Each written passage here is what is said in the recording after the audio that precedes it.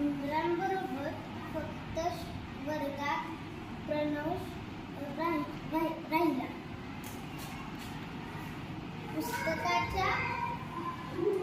पुस्तकावर ठळक अक्षरे, छान छान चित्रे, ते म्हणून मला आवडले.